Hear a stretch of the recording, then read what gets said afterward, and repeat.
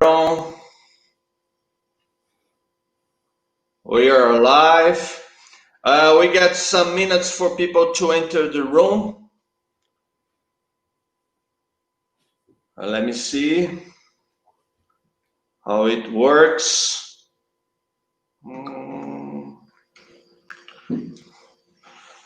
Where are you people? Let me see here. Just me and you. Yeah.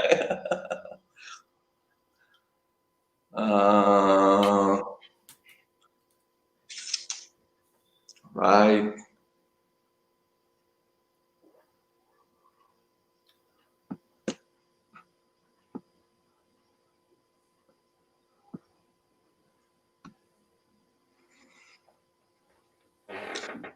Okay.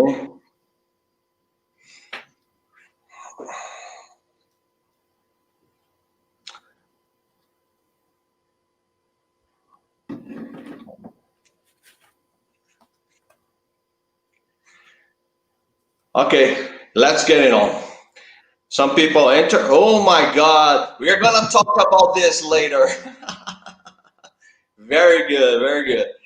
Hello guys, my name is Murilo Leite and we are here in the Genocidio official YouTube channel for a special chat of series called Metal World Live Sessions with worldwide metal musicians. Firstly, I'd like to thank our supporters. The first one is the Lady in Black Brewer, which is a stout one from Vila Chã Brewery here in São Paulo, and also Montreal, okay, the Guitar Center of São Paulo here. So thank you very much for coming here, people. Our today guest is as the three previous ones is a special one, very special one, and it's the lead singer of a band which have released 14 studio albums. It's a lot. Played many tours around the countries, and is considered, along with Cathedral, Paradise Lost, Anathema, okay, the big four of the doom metal from England. I don't know if this term has been invented yet, but I created because I think they are the big four of the English doom metal, right? We are here with Aaron Stainthorpe of My Dying Bride, director from Halifax, West Yorkshire, England, right? Hello, Aaron. How are you? Good evening. I am very well. How are you? I'm fine, very fine. And it's a big pleasure for us to have you here, right? The legend is talking to us, people, right? Let's take part in the conversation. Aaron, how I start with all the people, the guests here. Okay, Aaron is having an Italian beer, and I'm having a Brazilian stout one. All right, that's good. That's good. My favorite beer. Yeah, your favorite one. So, how did it start? How music entered your life, Aaron? Oh, a long time ago. In fact, when I still lived in Germany, my father was in the army. So during the 1970s, we grew up in Germany. Mm-hmm. And there was a youth club there. And the youth club quite often played Iron Maiden and AC/DC and that kind of thing. And I'd never really heard these kind of metal bands before. And when I did hear them, I was quite shocked because I'd only really heard ABBA and stuff like that before. ABBA were great, you know. And then suddenly I heard all this wild rock music and I really liked it. And then we came back to England when my father retired from the forces. And in this country, we had the Friday Night Rock Show with Tommy Vance. Tommy Vance, yeah, and he would play the same kind of music, but he would have like half an hour of extreme metal. Now, when I was a kid, extreme metal was Motorhead. So when I heard things like Metallica, I was completely blown away. I'd never heard anything like that. The Ace of Spades, to me, was the most extreme metal song I'd ever heard. Yeah. So, towards the middle of the 1980s, I really started to appreciate just how big metal was.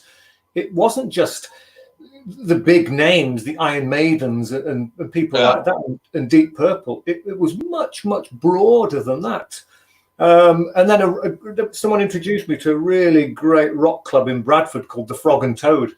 This is where I met Paradise Lost before they were in Paradise Lost. This is where My Dying Bride formed and where many other bands formed.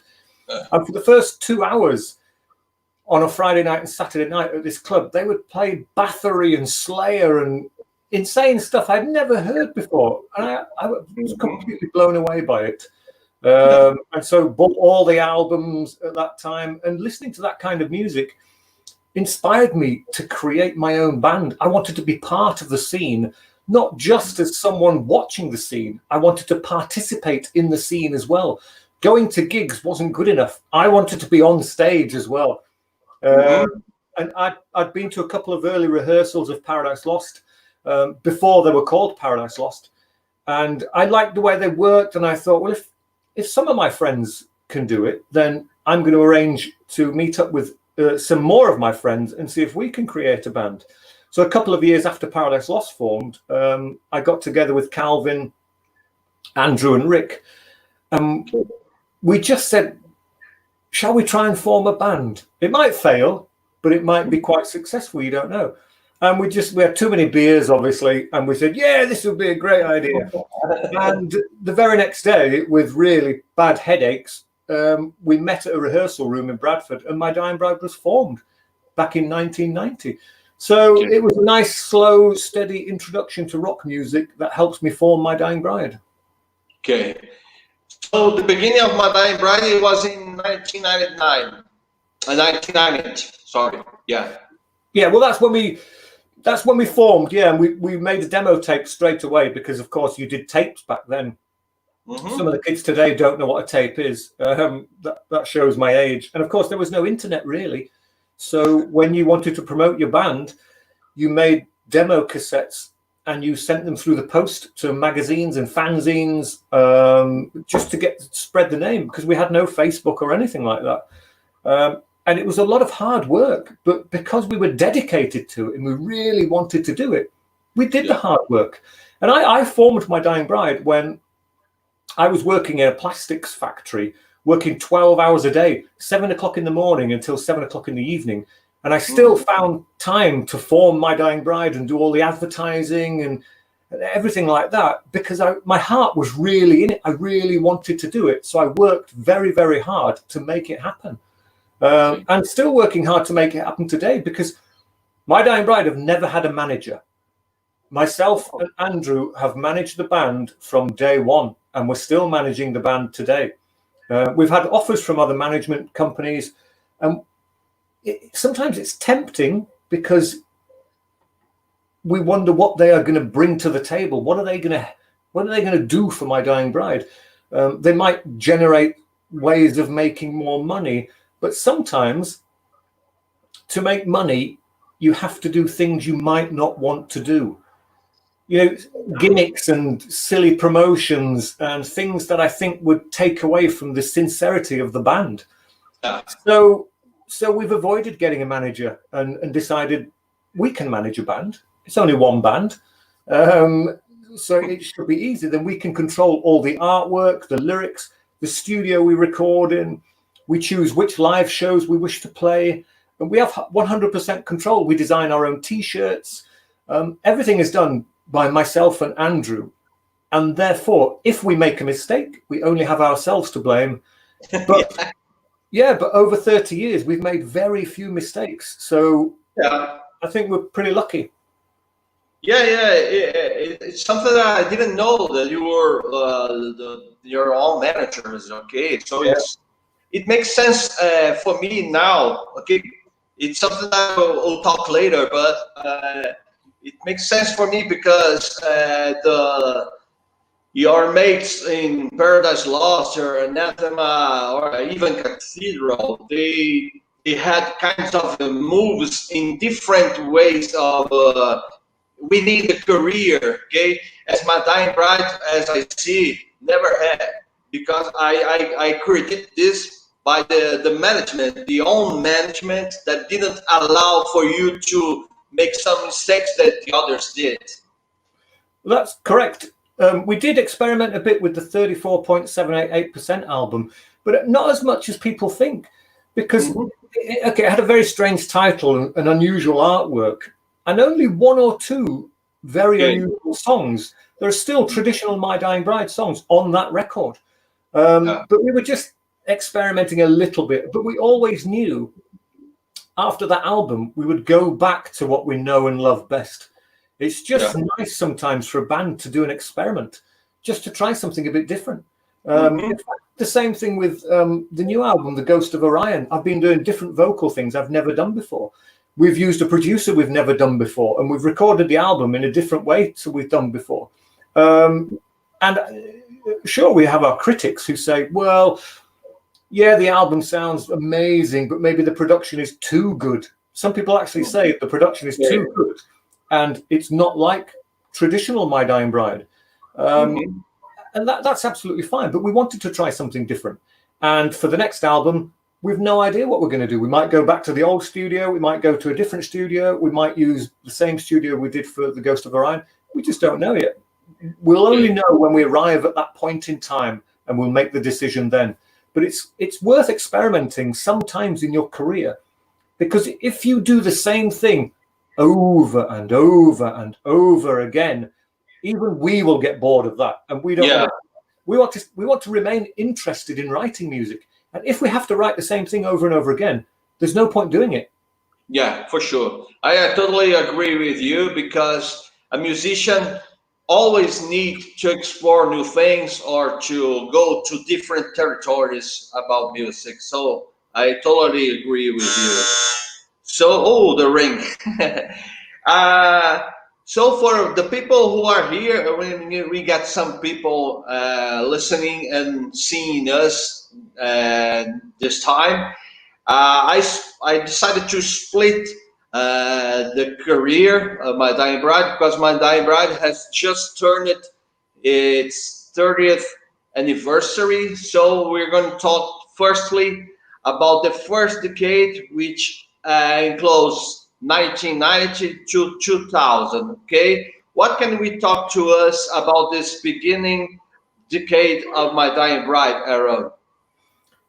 Well, I think the beginning part is always going to be the most exciting for a band, because it's like a seed planted. The first growth is almost the most important, because that's the foundation that your career, if you can make a career from the music business, that's the foundation you will build everything upon. So you have to have a solid foundation. And we formed a band when death metal was really growing. Everyone was doing death metal. But we like death metal, but we like doom metal. And I particularly liked gothic overtones. So when we formed My Dying Bride, I wanted to do death and doom, which was a bit tricky, because the doom people may have hated us because there was too much death metal, and the death metal people may have hated us because there's too much doom or too much gothic. So it's a gamble, you know. But luckily, it seems to have paid off. It was a good gamble, because we released album after album after album, and to great success. And it was really good. And again, in those early years, I think it was the third album, Steve Harris from Iron Maiden heard the third album, The Angel and the Dark River. 1995. Second album, I think. First, I can't remember. No, it's the third album. And again, this was before the internet. So Steve Harris phoned Andrew. I don't know where he got his number from. And Andrew picked the phone up and, all right, Andy, it's Steve Harris from Iron Maiden here. And of course, Andy thought it was just someone joking. But we somehow managed to get on a tour with Iron Maiden in 1995. And it was incredible, you know. We played on the football team. And in the first match, we played in Sweden, and Rick scored a goal and Andy scored a goal. So it was great fun. And we played in these huge arenas. And it was quite daunting for a small band like us, because we're not even We're not even like a proper metal band. We're a doom, death, obscure cult band. So to be on tour with a huge band like Iron Maiden was massive. And of course, some places we played, people hated us. And some places we played, they absolutely loved us because they'd never seen music like ours before. And so they were kind of, this is very, very interesting stuff. So the Iron Maiden tour was wonderful. And then only a few months after that, sometime in 1996, we got offered to tour America with Ronnie James Dio. Oh, really? Yeah, which was, again, it was fantastic. So we'd done Iron Maiden and now we were doing Dio in America. You were promoting like Gods of the Sun. That's right. Yeah. Yeah. Yeah. And again, it was a similar situation. Some of the American fans had no idea who we were and had never seen doom, gothic, death metal before, so hated it. Others who were a bit more broad-minded, a bit more open-minded, applauded, and we went down really well. In certain parts of America, we went down very well, and in other parts, not so well, because it's the nature of the beast. But it was a great tour. Ronnie was a lovely guy. He's such a kind, sweet man, and of course we missed him a lot. But that was great. And there was a time of us. We spoke to Wendy Dio, Ronnie's wife, about maybe managing My Dying Bride, but that never really happened either. I can't remember why. So yeah, still without a manager. But even without a manager, touring with Iron Maiden around Europe and Ronnie James Dio around the United States, we did that. Not a manager, we did that. So we're extremely proud of what we did. Yeah. And it was just it was a great time, and building up towards the end of the decade, 1999, and we'd release a few albums, and we'd actually done some really good tours, mostly in Europe. It took us a long time to get to South America, but that was in the days when we played the Doom songs on stage in a small club in Germany. People would be headbanging really slowly. When we played the death metal songs, there was stage diving, and it was absolute madness. It was pure chaos. And because we were young and crazy, there were times when I'd just simply throw the microphone away and dive into the crowd. And I'd be crowd surfing and all that kind of stuff, because it was wild back then. It was really exciting time for us. And very, very great moments and times. And thankfully, we still see most of the members who used to be in My Dying Bride back then. Martin, not so much. Martin lives a bit further away. Yeah. But Calvin left the band and then rejoined the band and then left the band again. I saw Rick, the original drummer, just a few weeks ago, actually. Obviously, me and Andrew are still the same people in the band. Adrian was involved in the video shoot for Your Broken Shore, because Adrian, our old bass player, he owns one of these video camera drones, and we wanted some aerial footage. So Adrian turned up with his drone. So we still see all the old members of the band, because that was those early days when you're touring with people. You have a bond like this, a solid bond. These are your brothers, and you'll never forget these people. So really, really good times. The 90s were amazing for My Dying Bride. Okay, so seeing by today's eyes, were you surprised because this first decade had so many highlights, and especially for a doom metal band? Okay, were you surprised by how high you reached at that time? Not surprised, because as I mentioned earlier, if you work really hard and you are focused and you want your band to be successful, then when you get a bit of success, it's a great feeling. But you haven't planned it, but you hoped for it, and you sort of thought, I'd be disappointed if we didn't get some kind of success. I mean, you could still argue that we're still an underground cult band, because we've only just moved from Peaceville to Nuclear Blast. And some people say, well, why aren't you on Atlantic Records or Island Records or one of the big names in well, I don't know. I think it's because we don't write commercial music. Okay. We write music from the heart, and we write music that is passionate, and quite often there's no chorus, there's not many guitar solos, it's not traditional metal. And the big record labels, they want traditional music. They don't want weird doom death from England. But we're absolutely happy with our success. You know, it's been wonderful. You know, we're not millionaires, but we enjoy what we do, and because we are self-managed, it keeps it fun and interesting for us, because we don't have a manager saying, okay, you go on tour in January and you come home in September. Mm-hmm. We have none of that. We have a look at the festivals and say, okay, should we play Wacken? Yeah, let's play Wacken. How about Grass Pop? Yeah, let's do Grass Pop. That would be cool.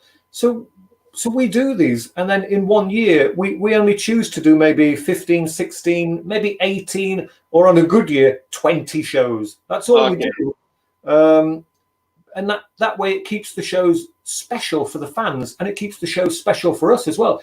If we toured and did 150 shows in a year, you wouldn't care where you are.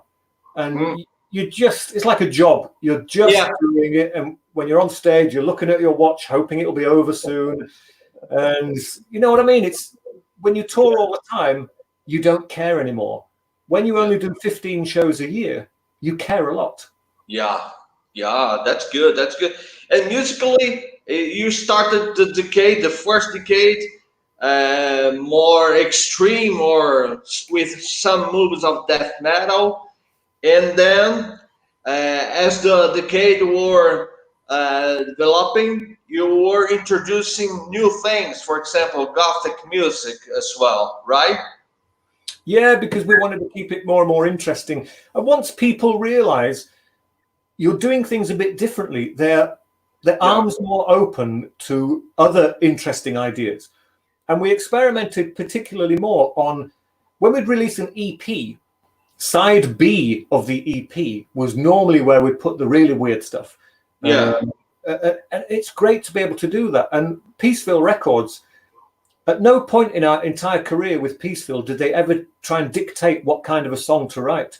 And we knew that when we did an album, we'll try and keep it traditional My Dying Bride. When we do an EP, we might experiment a little bit more with the EP. Even if it's not experimenting so much with the songs, but maybe experimenting with the studio, the sound effects and other things you can do in the studio. And it was quite nice, because that original deal with Peaceville was for an EP, then an LP, then an EP, then an LP, then an EP, then an LP. And so we could see the pattern. So if we had crazy ideas, we'd say, okay, let's not put them on this album, wait for the next EP, and we'll put them on the EP. And, you know, when our contract came to an end with Peaceville, we've had loads of contracts with Peaceville. When the first one ended, we signed an immediate deal to work with them again, and again, and again, and again, because they allowed us complete freedom. They didn't care we didn't have a manager. We did all our own album covers, or we chose the artists to create our album covers. And they never tried to edit any of my lyrics, and they never told us to write a 3-minute radio-friendly song. They allowed us complete freedom, and that's why we stayed with those guys for such a long time. They were friends of ours as well. It was wonderful. Oh, okay. We had some here. People are interacting. That's the Cross, which is a band here from Brazil. They are giving a big hug for you. Doom Metal Cross, the Cross for Aaron. Thank you very much. Okay, one more here. Hey Aaron, love Medai Bride since 1996. Took a plane to Argentina. Okay, you play in Argentina, right? Yeah. But never in Brazil. Yeah, played in Rio. Huh? Yeah, we played in Rio. Rio? Yeah, we did Rio. Oh, really? Yeah. Then we went to Buenos Aires, and then across to Chile. Yeah. Okay, very good. So now the second decade from 2001 to 2010, uh, you released 4 albums, Dreadful Hours. Okay, and there it goes. That was a continuation of, obviously, the late 90s. We were quite. We were doing quite well with many of the festivals, and record sales were good. The internet started to make an appearance, and things started to get a little bit more exciting because nobody really knew what the internet was before then. It was like some weird voodoo. And it's funny because a big fan of ours from the early days, Jane from the Netherlands, he was really into the internet before it became available in everybody's house. And we were one of the first metal bands, indeed one of the first bands in the world to have our own website, even before www. Because you couldn't type that in the early days. You had to type some weird bullshit, and it was voodoo. And because of that, we got interviewed by tech magazines and internet magazines. They were like, "How did you guys have a web page before anybody had a PC?" And we were like, "We don't really know. We have a fan who did it for us." But it was good. We were at the forefront of cutting edge technology, which seems strange for a band who seems so old fashioned and quite traditional, but it was great. We leapt on the technological side of things. And obviously by this point, we'd also lost Martin had gone a few years before. I think Rick had gone as well. And we'd replaced them with various people. I can't even remember who they are now, but they were lovely. And at first I thought, that strong bond we had with the early members, if somebody leaves, I think I'd be heartbroken. And I kind of was, we toured all over the place with these guys. And, we slept in the same bed and we slept on the same floor and we drunk in the same bars. But everybody moves on, you move on. And this kind of music is not for everybody. Some people think that if you've made a few albums, you should make a lot of money. Yeah. And when you don't make a lot of money, you leave because it's not what you really wanted to do. But we knew if you are going to call your band My Dying Bride and write really long doom songs with death, doom, and gothic, you're never going to make a lot of money because it's so extreme. It's just not there's no commercial appeal to our music whatsoever. You can't play a 13-minute song on the radio, or you can around the world, but certainly in England, there's absolutely no way we would get any radio play, not even on Tommy Vance's show, because the music was just too much for people. And it wasn't just the sound and the length of the songs. It was the content as well, the heavy, oppressive melancholy. Radios don't want to play that kind of stuff. Well, they didn't back then. They do now. It's much more broad-minded these days. So we moved into the second part of our career, if you like, with new band members. Peaceville Records was sold partly to Music for Nations, which was great because I was a big fan of Bathory, and Bathory were on Music for Nations, so that was cool. That was probably still in the 90s, but as we moved on, Snapper Music from London took control of Peaceville, and that was fine as well. Again, they never told us to do anything different. Don't change what you're doing. We signed My Dying Bride because we love what My Dying Bride do, and that stayed with us for our entire career. We did more albums. We played even more festivals. Again, more people came and went. MTV was a big thing. We were doing lots of stuff on television. This was the period where we start to create DVDs. well, I mean, VHS tapes to begin with, then DVDs, and everything seemed to be going just quite nice. We didn't get any more successful. We just kind of stayed at the same level. Yeah. We didn't drop at any point, so that was very, very good. Sales figures were always fine, and we're just kind of just ticking over, releasing good quality albums all the time. And even this period, we still hadn't got to South America. And yet other bands who we thought were perhaps but maybe smaller than My Dying Bride, they played Australia and Japan and Brazil and Uruguay and Mexico. And we're thinking, well, if they're doing it, why aren't we doing it? And we do have an agent in London who finalizes the gigs for us. And we said to him, South America is supposed to be crazy. You know, Paradise Lost been to South America, and they say the fans are nuts. And you must go, because I remember Nick telling me that half the people in the audience had My Dying Bride T-shirts on. So Yeah. you have to go. And so we would say to our guy in London, saying, we need to go to South America. We need to go to Australia.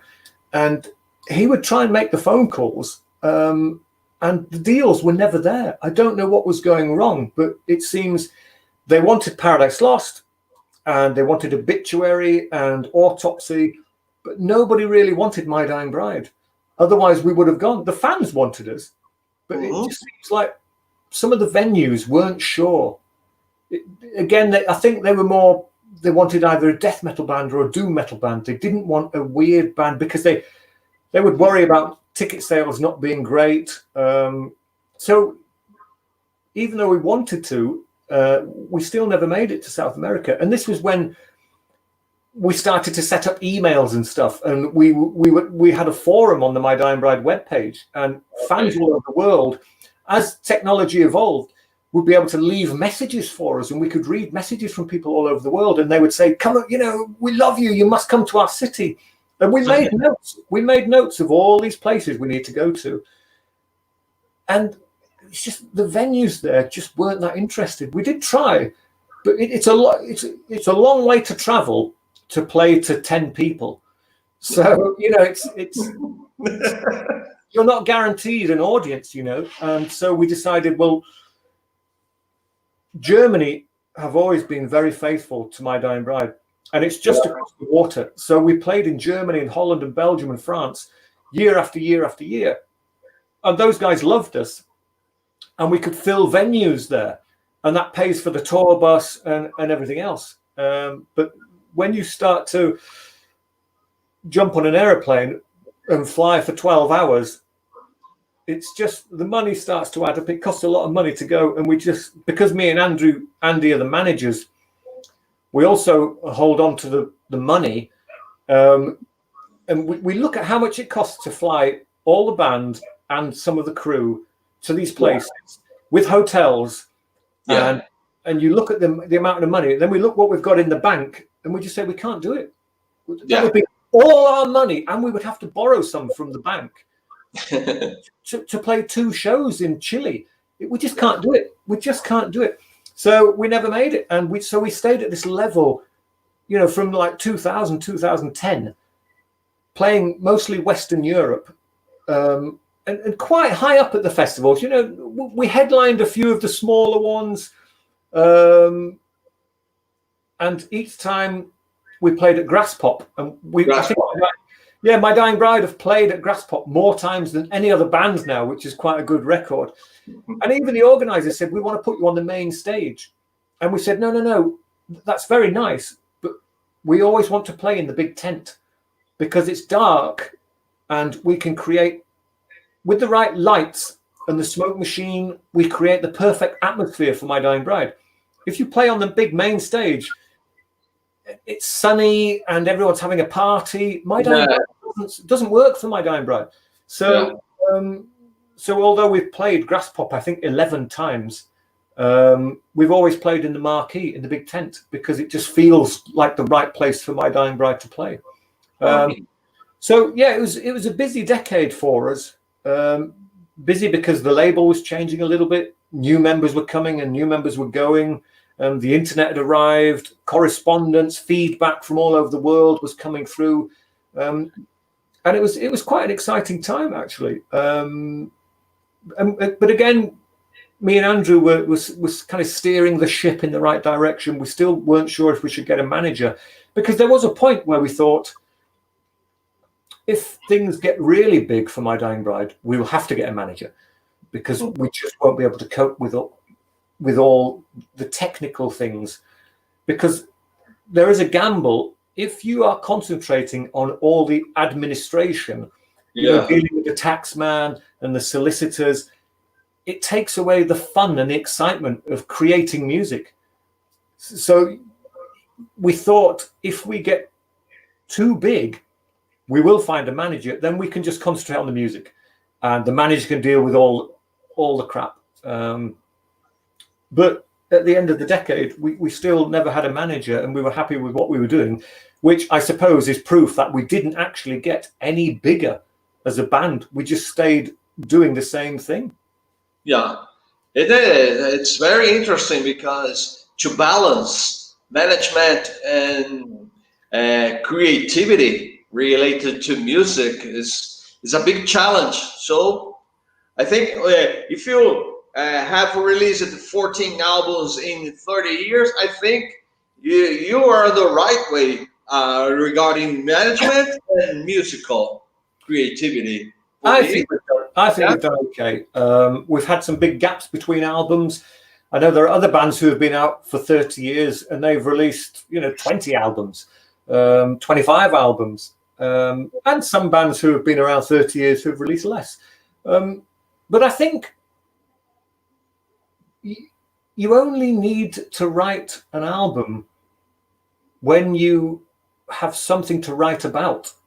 Some bands release albums like every year or every year and a half. And I'm thinking, well, you haven't grown as a human being very much in that short period of time. What are you writing about? What are you singing about that's different from the album you released last year? Whereas some of the gaps between My Dying Bride albums, 3, 4, 5 years, we've changed as people.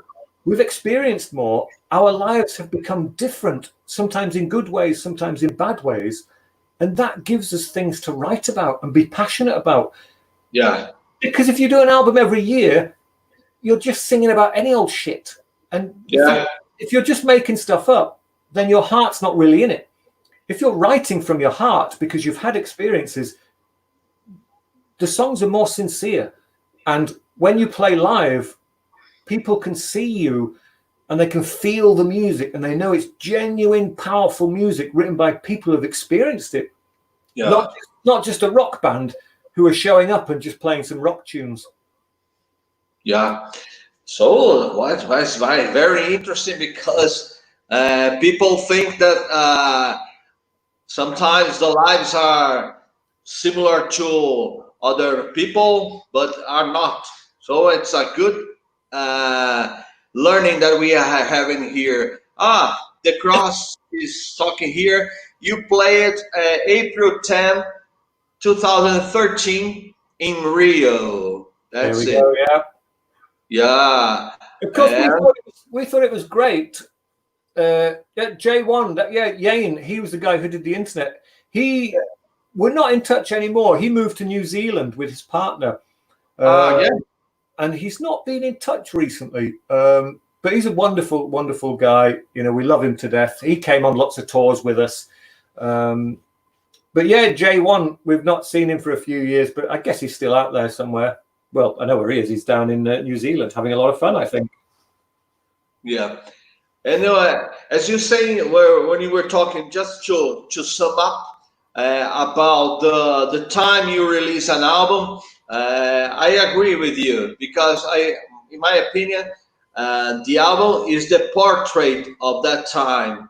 So if you do like 1 year by year, okay, the things are not so different. So no surprise, no unexpected things. So That's people right. started to pay attention to you anymore, right? That's correct, yeah. Yeah. So we are going to the last decade now, okay? And Then we're going to talk a little bit more about the Ghost of Orion, which is the latest album, right? But how do you sum up the last decade of My Dying Bride? It's been another steady one, but a positive one. Again, the internet was everywhere now. You know, you could promote stuff on, I think it was MySpace, if people remember MySpace, and some other things back in the day. And it was easier to spread the word about what you were doing. You could tell people, you could tell thousands of people you were doing something without putting an advert in a magazine, because advertising in magazines is really expensive. And you kind of understand now why magazines, printed magazines, are disappearing. Because they're expensive to make. In Brazil too. In Brazil too. Yeah. Yeah, they're expensive to make. And, you know, if you want to put an advert in something like Kerrang magazine, it costs a lot of money. Yeah. And when the internet came along and became available in everybody's house and also on your phone, your mobile phone, you could tell millions of people about your album instead of just taking an advert out in a magazine, which might be read by 10,000 people and cost you £10,000. You can advertise to 150,000 people for nothing. So I think that's impacted a lot on the magazines, and we've all seen them slowly disappearing. I think Kerrang was the last one to go from a UK point of view. And also a time when MP3s were becoming a huge business. I think a lot of us will remember when Metallica took on Napster. That was probably the decade before, to be honest, to the end of yeah, for sure. But still, it was an evolution in music and illegal downloading. You know, you never imagined that your music could be stolen before. You knew that someone would buy a CD and they would make tape recordings of it and give it to their friends, and we all did that. I did that. It's just one of those. But with technology, people could then, one person could buy your CD and rip it and give it away free to thousands of people. And because of that, I think for the last 10 years, you've seen record labels disappearing as well now, because they can't afford to pay their bands because no one's buying records. They're illegally downloading them all. So I think people would argue whether Metallica should have taken on Napster.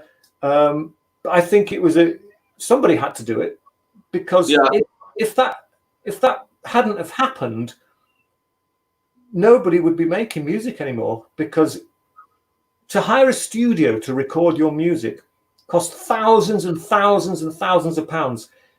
If you're only going to sell 500 records because you know all the rest are going to be illegally downloaded, you're just not going to do it. You can't afford to do it. It's throwing money away. So somebody had to take on the illegal things. I mean, it's still happening, of course, you know, torrent sites and things like that, but it's not as bad as it used to be.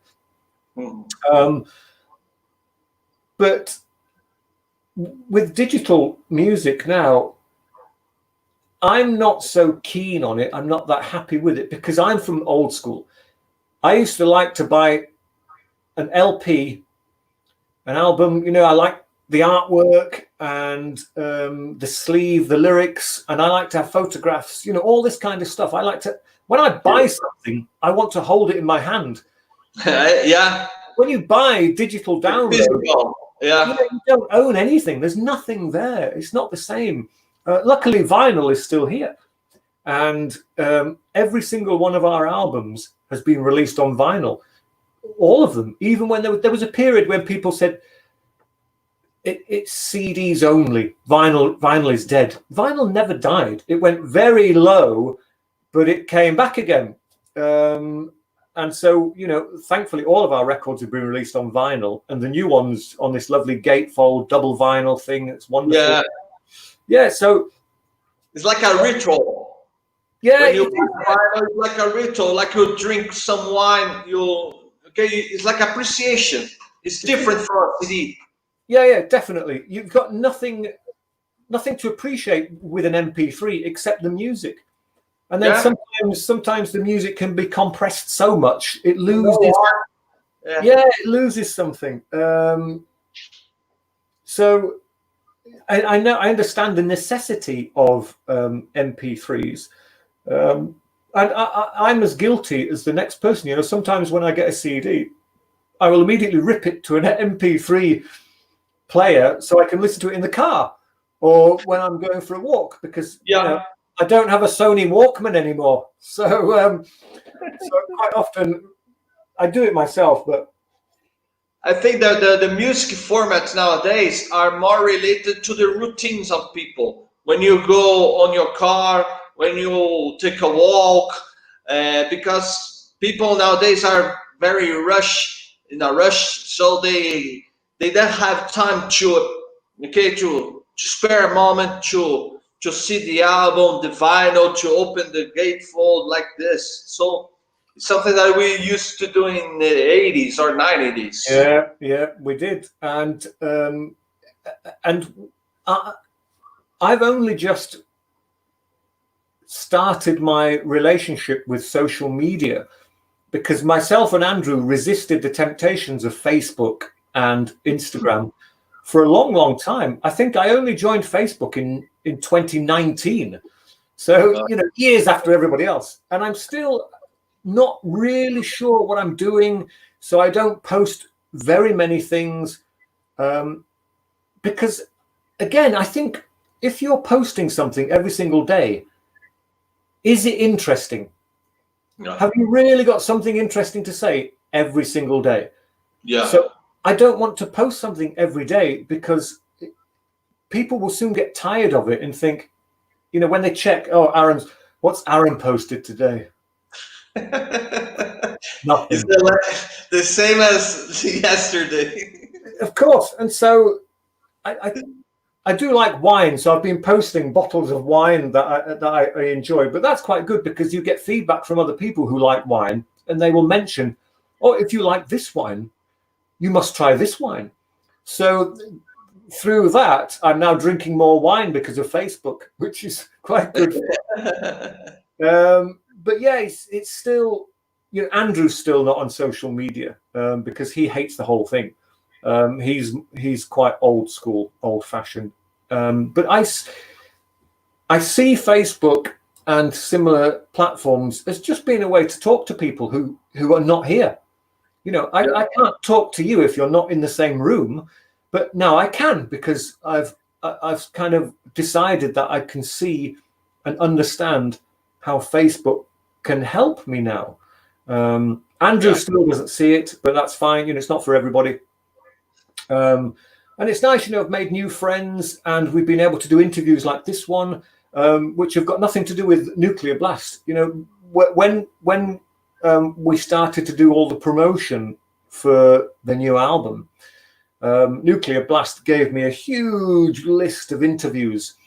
And, you know, okay, this one starts at 6, this one's 6:30, this one's 7, this one's 7:30. And that's fine. That's how it used to be. But since I joined Facebook, people have been able to contact me and say, can you do an interview with my fanzine or our website? You know, it's not very big. And I say, yes, of course I can. So I've done hundreds more interviews because of the social media.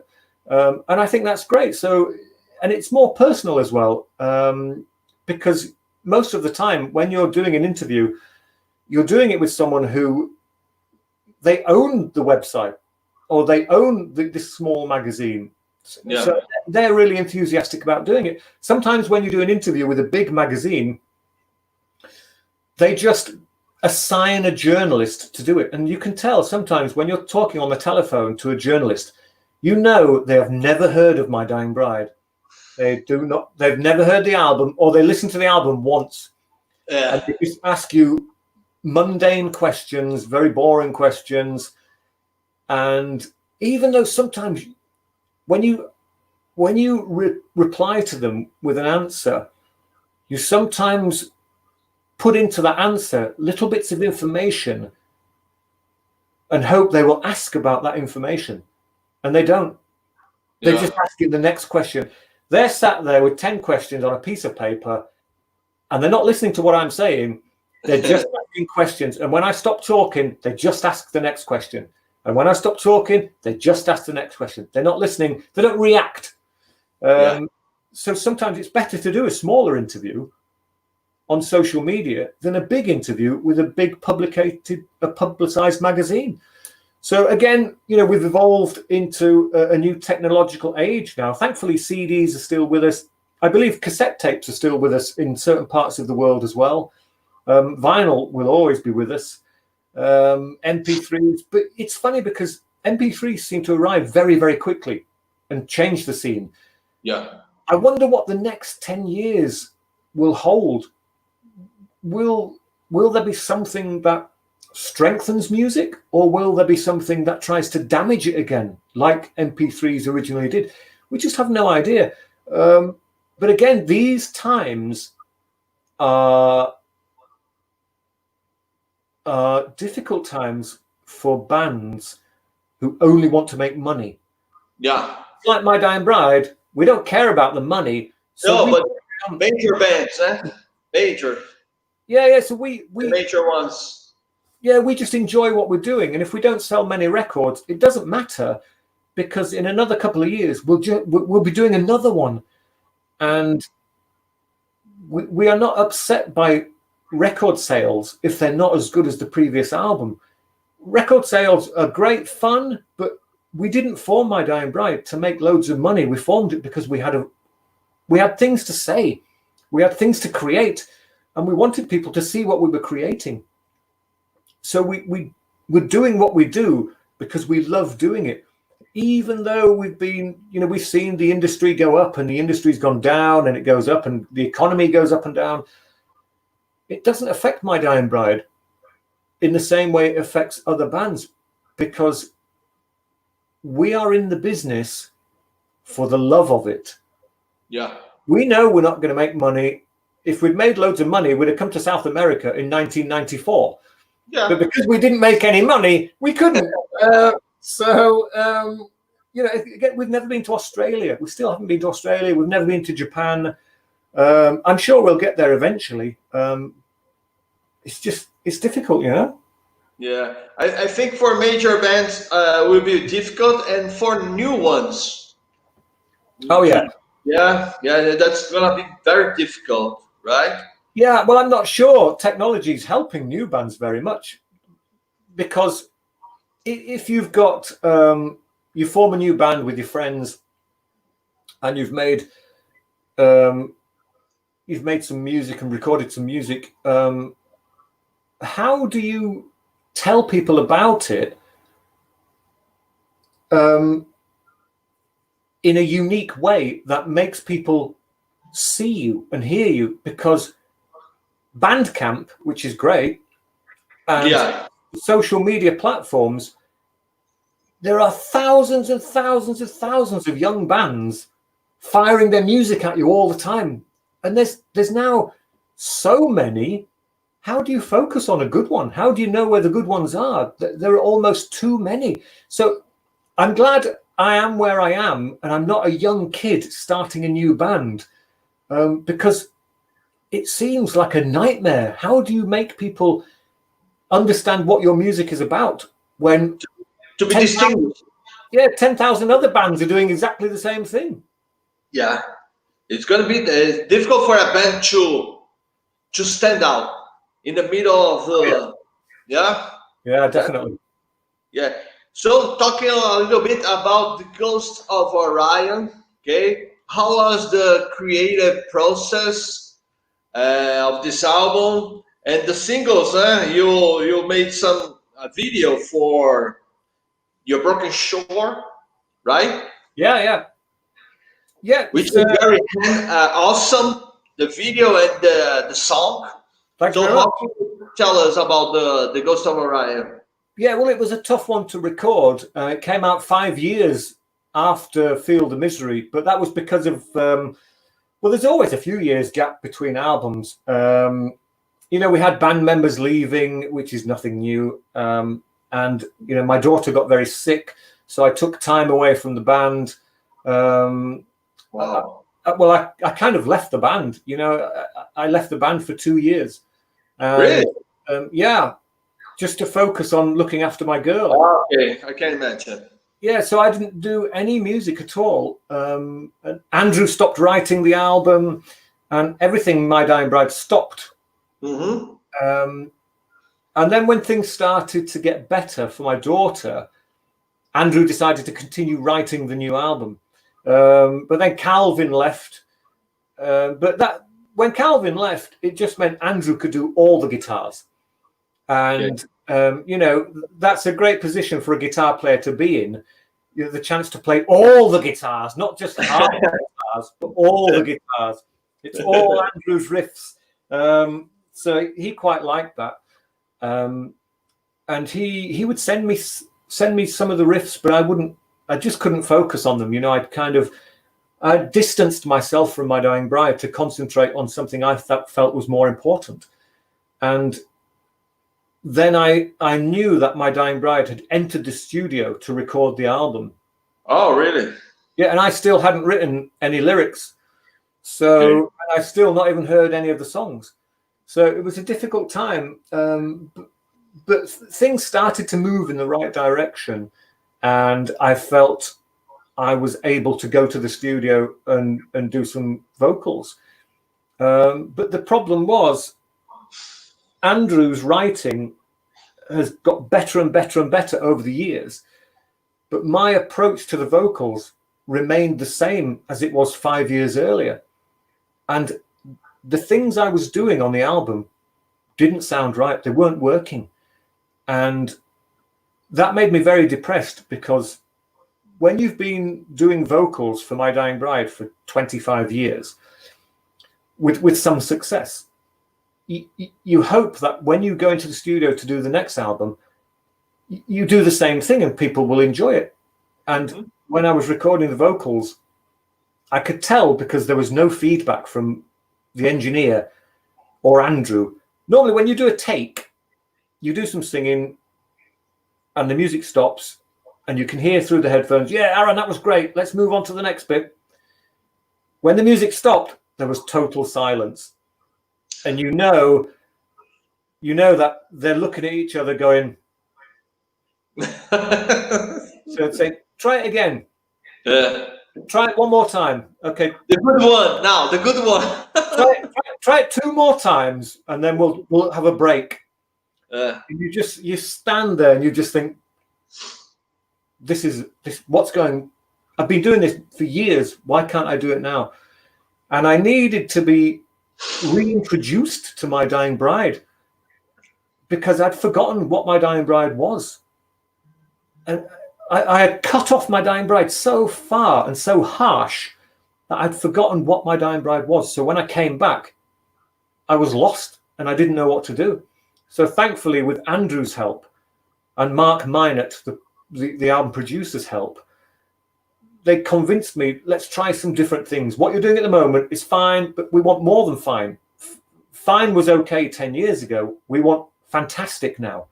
Yeah. So I had to try different things, and it was quite a good time for experimenting. That was really tough. You know, it was a long process recording this album. And when I finally finished the last song, normally when you finish a song on an album, it's great, yay, get some champagne or some beer and we all go out and have a party.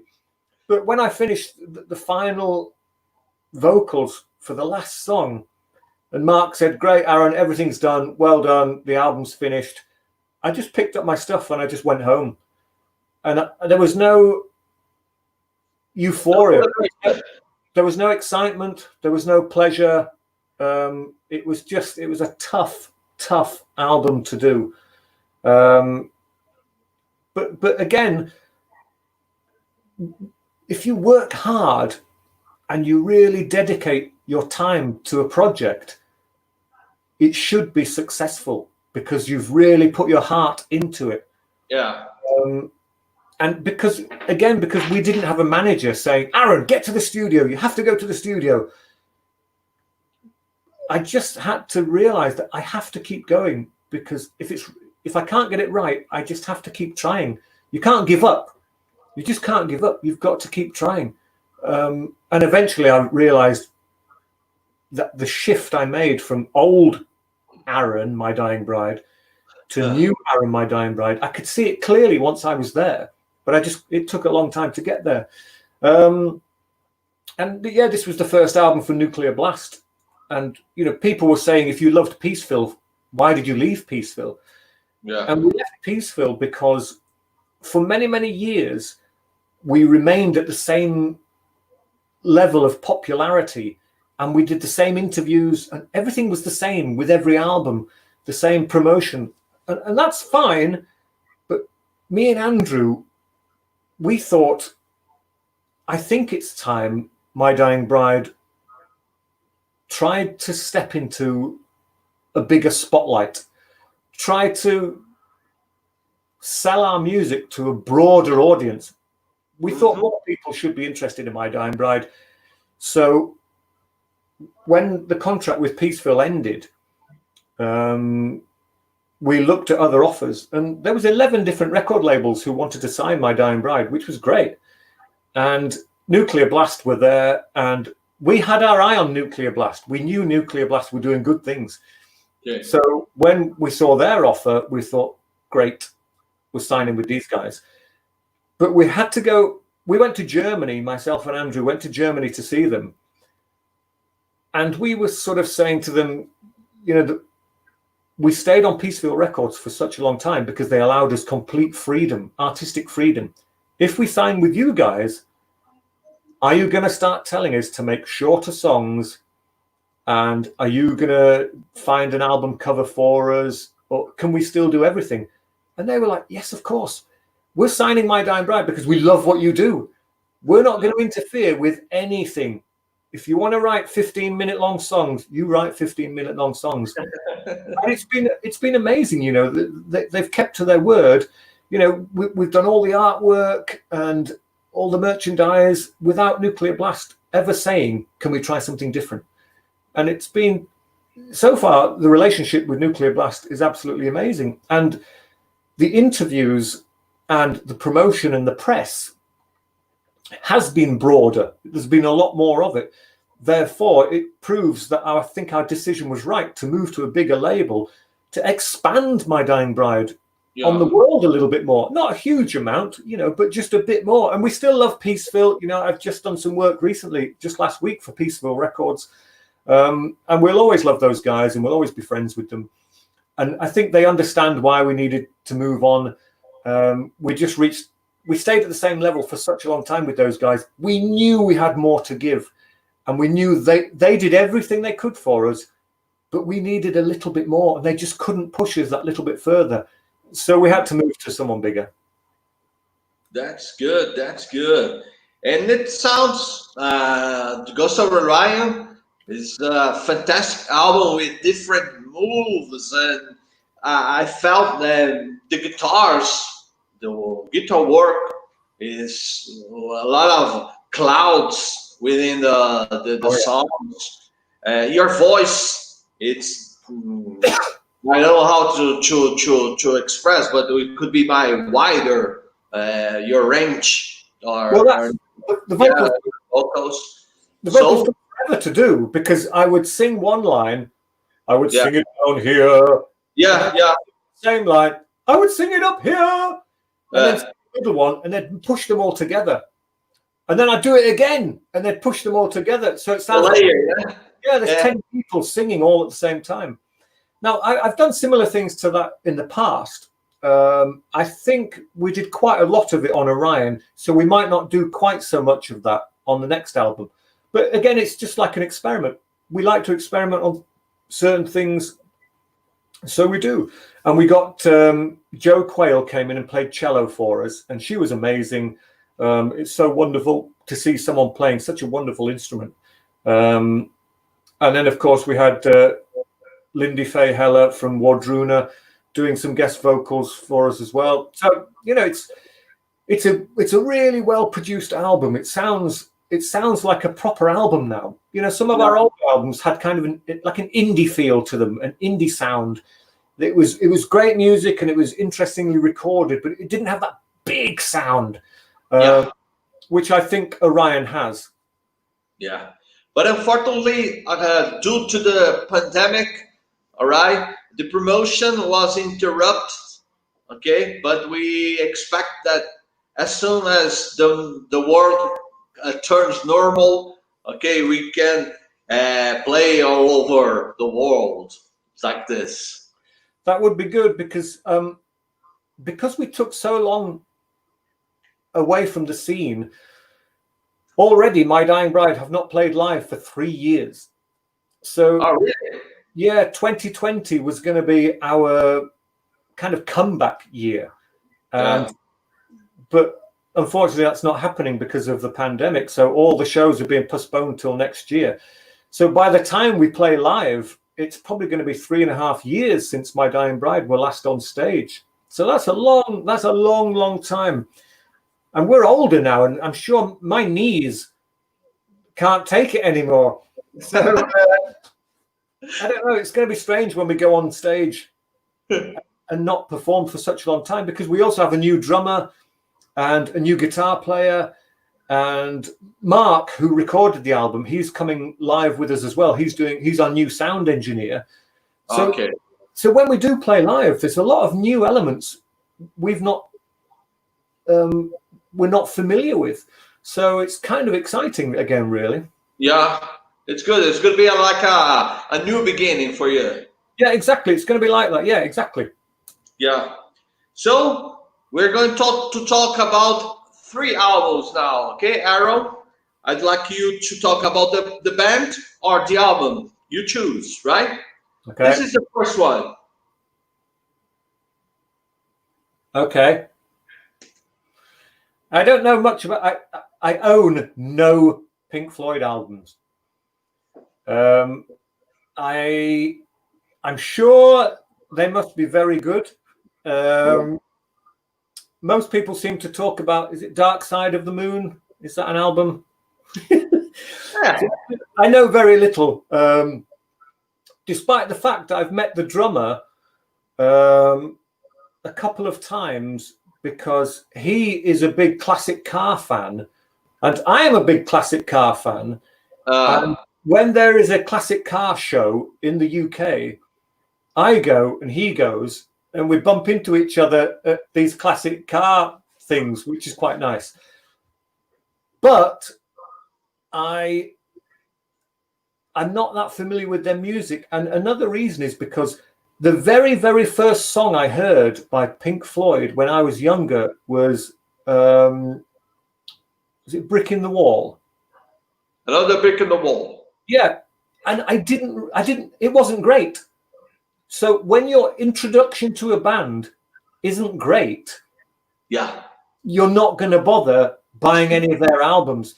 Now, I know all of my friends own Pink Floyd albums, and they all say, oh, you must listen to this track and you must listen to this track. And I think, okay. And I've listened to, Wish You Were Here, and it's okay. Yeah. It's okay. It's just, I think they're a band that musicians like. So lots of guitar players like Pink Floyd because the guitar playing in Pink Floyd is wonderful. For me, the vocals are okay, and I'm a vocalist, so it's just they're just okay. Yeah, let's try to make a different. Okay, yeah. I don't own any of their records. Really? Yeah, I don't own any of their records. I've never seen them live. No. My God. Yeah, I think what happens with some bands, if I know they have a huge following and they're really good, if I listen to them too much, some of their music will stick in my head. And then when I come to write new music, new lyrics for My Dying Bride, their music will creep out and my music will start to sound a bit like their music. So if I don't listen to their music, I can never be influenced by them. Therefore, I can never be accused of copying them. It's the same with Paradise Lost and Anathema. I did an interview a few years ago with Nick and Vinny, I think it was, from Anathema, and we were all sitting together, and the interviewer asked me, what's your favorite Paradise Lost song? And I just said, I don't have one because I don't own any of their albums. It's true. And Nick said the same thing. Nick owns no My Dying Bride records. Vinny doesn't own any of our albums anyway. And I explained the reason why I don't own any Paradise Lost albums is because I'm aware they're very popular, which means they're writing really good music. But if I hear it, I might think, that's really good. I'm going to do something like that. And then you start copying. So to avoid that from happening, I've never bought or listened to, apart from the first Paradise Lost album and EP, I've not listened to any of their music because I will end up copying it because I know it's going to be really, really good music. So I don't do it. Oh, so the last one, because I missed it too. And now this one. Hey! Yeah, at least I've seen these guys live, and we've been on stage together, and I knew them before they were called Paradise Lost. And I used to go to their old rehearsals. And I've known Nick and Greg and Aaron and Steve for probably 35, nearly 40 years. So yeah, great guys, obviously great musicians, but I couldn't name any of their songs, which seems strange, but for me it's perfectly normal. But even when I understand your point. Yeah. I really understand your point. Yeah. We have a new guitar player called Neil, and Neil is a big fan of the whole doom death scene, and Neil said, "Oh, you've got to listen." This was. What's the new Paradise Lost album? What's it called? Obsidian, is it? Or is that open? What's the new PL album called? Obsidian. Okay, yeah. Neil was saying, have you heard the new Paradise Lost album? I said, no. It's a good one. As the Ghost of Orion, for me, it's the same level. Yeah, but I'm still never going to listen to it. As good as it is, I'm not going to listen to it because I know exactly what will happen. I'll think, that's fantastic. We must do something just like that because it's fantastic. So to avoid that, I don't listen to them. Okay. As all my tries were missed, what kind of music do you usually listen to, Aaron? Well, I am actually missing a concert tonight by Nick Cave. Oh. There is a gig being broadcast live.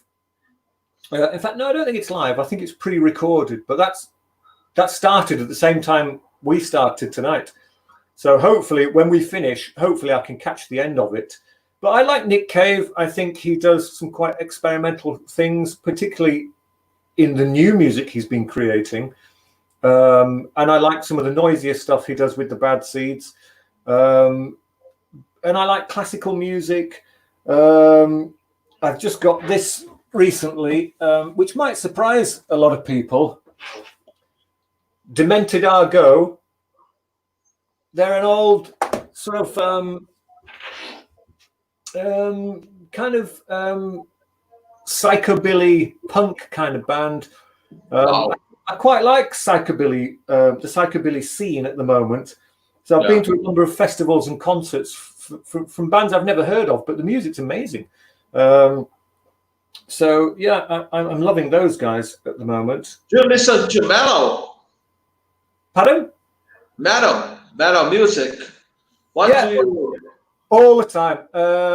I still worship Master of Puppets as one of the greatest records I think ever made. It's absolutely astonishing. Sure. And I still, one of the early bands I started to listen to when I went to the nightclub was the German band Sodom. I still, yeah, for me, there was an era where Sodom were amazing. Sodomy and Lust EP again it's just absolutely fantastic. Yeah, it's incredible. I loved Trouble, the American band Trouble, for a long time. Awesome. Yeah, there's all kinds of stuff. And a friend of mine recently, he came to visit me about a year ago, and he brought his own hard drive, and he's mad for music, and he copied all his music onto my computer. There's thousands and thousands and thousands of folders, bands I've never heard of before, but I am working my way through them. And this is where the MP3s come in handy, because the music streams to my kitchen, and because I love to cook, before I start cooking, I select a band I've never heard of, play, and start cooking, and just listen to music as it comes on. That's trickier to do when you've got vinyl and the record player and everything like that. So MP3 works well for that kind of thing. But I can't help going back to the days when metal really affected me when I was younger. So Rime of the Ancient Mariner by Power Slave by Iron Maiden. Master of Puppets was the first Metallica album I bought.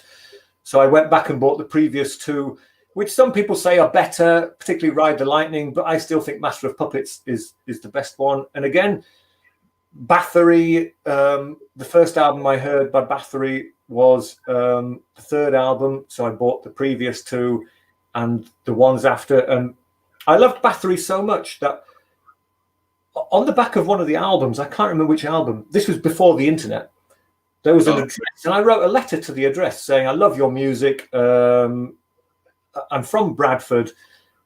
Lots of my friends love your music.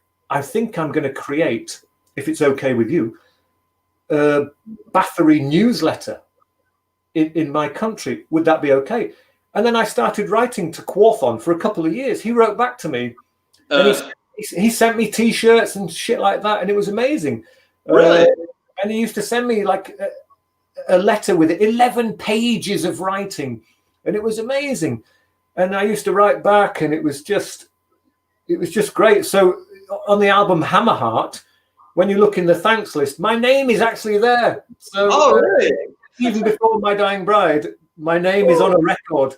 So I was quite pleased with that. So yeah, my metal, it's what made me, and because it made me, the bands that I listened to back then in the 80s and 90s are still some of my favorites now, even though, Metallica have made loads more albums and they're great. They're just not as good as Master of Puppets, because that was the one that was my introduction. Like the Pink Floyd thing, my introduction was not a good one, so I didn't pursue that band. My introduction to Metallica was fantastic, so I looked for more. And it's just the way it works for me. That's good. That's good. I'm going to just say some words in Portuguese because we have another live session today. Ok, Aaron? Right? Pessoal, hoje à noite, hoje vai ter a live do Sérgio Bess do Taurus, às 9 horas da noite, aqui no canal do Genocídio, tá bom? A gente vai se despedir agora do Aaron, tá bom, galera? Muito obrigado. Aaron, it's a huge pleasure. It was a huge pleasure. And for the people who were here, and many people were talking here and making some comments, it's not so good for me to gather all the information, but I'd like to thank you very much for to accept our invitation. Okay, My Dying Bride, I hope My Dying Bride comes to São Paulo the next time, right? Not only Rio, and we can have some fun together. And good luck for My Dying Bride, man. Yeah, I've had a great time. Thank you for your time. I really appreciate it. It's nice to be able to do something like this. I've never done it before, so it's quite exciting. I'm glad it all went okay. There was no technical hitches. And yeah, hello to all my the band's friends and fans down there. We will return. Of course, we will return. Hopefully, maybe even next year. Keep our fingers crossed. But I've had a great time. Thank you very much indeed. Okay, Aaron. So people, our supporters, Villachan Brewery, and also Montreal, okay, the musical shop. We are finishing one more special for the Metal World live sessions. Thank you, Aaron. Thank you, people. See you all. Stay safe. Cheers. Bye-bye. Bye-bye.